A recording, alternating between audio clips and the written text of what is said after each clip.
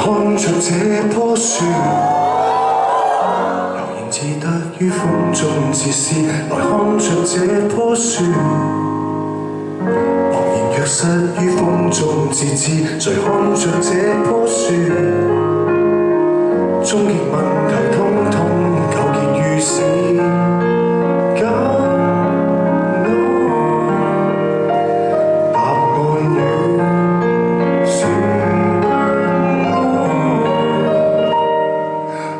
片刻望着顧慮，當瓦解自我，我鏡內是誰？當看穿銀河，誰在仰望故居？當色散粉碎，全部故事告吹。當思想已熟睡。在當下